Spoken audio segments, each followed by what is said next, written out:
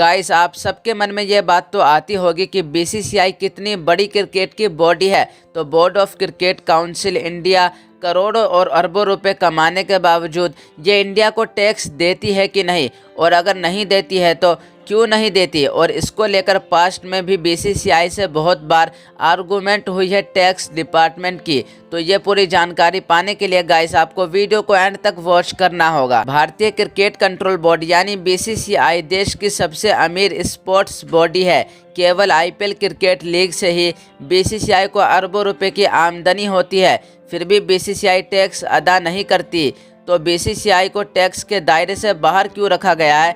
हालांकि टैक्स के मामले में बीसीसीआई को कानूनी लड़ाई भी लड़नी पड़ रही थी। बीसीसीआई का कहना है कि क्योंकि इस देश में खेल खासकर क्रिकेट का प्रचार प्रसार कर रहा है, इसलिए उस पर टैक्स का कोई लेन देन नहीं बनता है।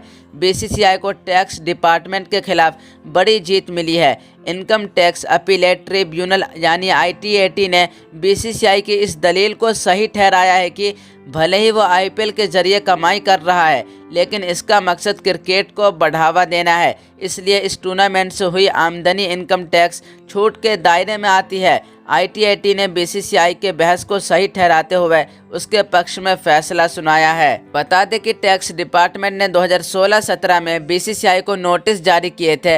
इन नोटिस में बीसीसीआई से पूछा गया था कि आईपीएल से होने वाली कमाई पर इनकम टैक्स कानून यानी इनकम टैक्स एक्ट की धारा 12A के तहत मिलने वाली छूट क्यों नहीं हटाई जानी चाहिए। टैक्स डिपार्टमेंट के इस नोटिस के खिलाफ बीसीसीआई ने इनकम टैक्स अपीलेट ट्रिब्यूनल यानी आईटीएटी का दरवाज़ा खटखटाया था।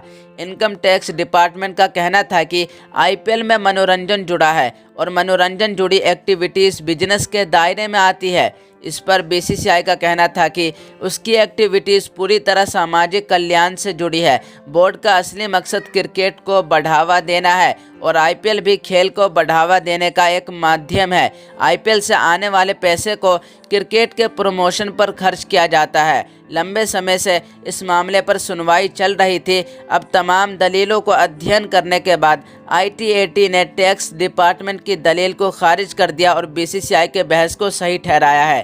इनकम टैक्स अपीलेट ट्रिब्यूनल दोनों तरफ की दलीलें सुनने के बाद कहा कि अगर किसी खेल प्रतियोगिता को इस तरह से बनाया जाता है कि उससे इस खेल को और अधिक लोकप्रिय बनाया जा सके और इससे अधिक स्पॉन्सर और साधनों को जुटाया जा रहा है, तो इससे क्रिकेट को लोकप्रिय बनाने की जज्बात और एक्टिविटीज़ पर कोई असर नहीं होता है। ट्रिब्यूनल के जुडिशियल मेंबर रवीश सूद और वाइस प्रेसिडेंट प्रमोद कुमार ने कहा कि आखिरकार क्रिकेट को कंट्रोल बोर्ड अपनी क्षमताओं, बेहतर मैनेजमेंट और साधनों का बेहतर इस्तेमाल करते हुए क्रिकेट को लोकप्रिय बनाने का ही काम कर रहा है। तो गाइस होप करता हूं कि आप लोग ये पूरी स्टोरी को समझ गए होंगे कि बीसीसीआई या फिर किसी भी देश का स्पोर्ट्स बोर्ड क्यों नहीं टैक्स देती है। एंड आपको अगर ये वीडियो पसंद आई होगी तो वीडियो को लाइक करके क्रिकेट से जुड़ी इन्फॉर्मेटिव वीडियोस देखने के लिए चैनल को ज़रूर सब्सक्राइब करें। Thanks for watching.